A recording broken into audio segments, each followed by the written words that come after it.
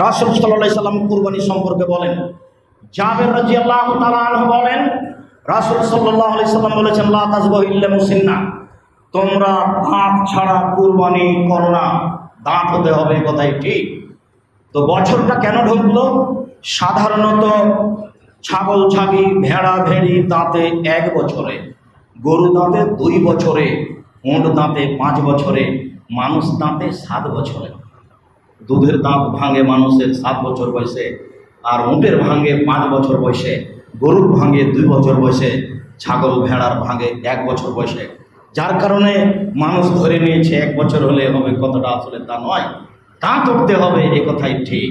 রাসূল সাল্লাল্লাহু আলাইহি সাল্লাম বলেন, তোমরা দাঁত ছাড়া কুরবানি করো না, দাঁত দেখেই পশু কিনতে হবে কুরবানির জন্য। আরও তো আল্লাহ রাসূল বলছেন দাঁত হতে হবে।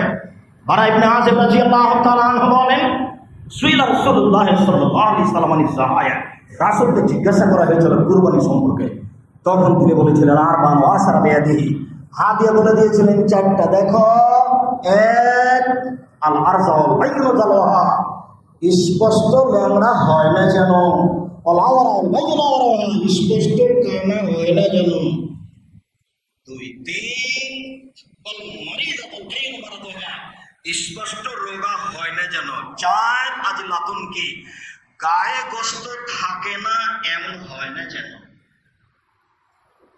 ওইদিকে দাঁত হতে হবে 1, 2 স্পষ্ট রোগা হয় না যেন, 3 স্পষ্ট কানা হয় না যেন, 4 স্পষ্ট লম্বা হয় না যেন, গায়ে গোশত থাকে যেন। এগুলো দেখে কিনতে হবে। কান নাক পা ঠিক আছে কিনা, কেনার পরে যদি পা ভেঙে যায় সেটাই কুরবানি করেন, আসে যায় না। কিন্তু আগেই ল্যাংড়া ছিল, কিনে নিয়ে এসেছেন, সেটা পরিবর্তন করতে হবে, ওটা বিক্রি করে দেন, নাহলে এটা জমে করে খেয়ে নেন, আর একটা ভালো কিনে আনতে হবে। নিখুঁত প্রাণী কুরবানি করতে হবে, একাধিক হাদিস তার প্রমাণ। পরে পস্তায় কোনো লাভ নেই, কেমন হয়ে গেল। কুরবানির পূর্ব মুহূর্ত পর্যন্ত পরিবর্তন করেন। ভালো নিয়ে এসেছিলেন, খুব হয়ে গেছে, কোনো সমস্যা নেই। ভালো কিনে নিয়ে এসেছিলেন, ভালো কিনে নিয়ে এসেছিলেন, সেই ভেঙে গেছে তা। কিন্তু সেই ভাড়ায় কিনে নিয়ে এসেছেন, নিয়ে এসে বলছেন কি করা যায়, কি করা যায়, কিছুই করা যায় না, বিক্রি করেন, জমা করে খেয়ে নেন। ভালো একটা কিনতে হবে, এই কথাই ঠিক। এগুলো রাসূল সাল্লাল্লাহু আলাইহি ওয়াসাল্লাম ভালোভাবে দেখতে বললেন কুরবানি।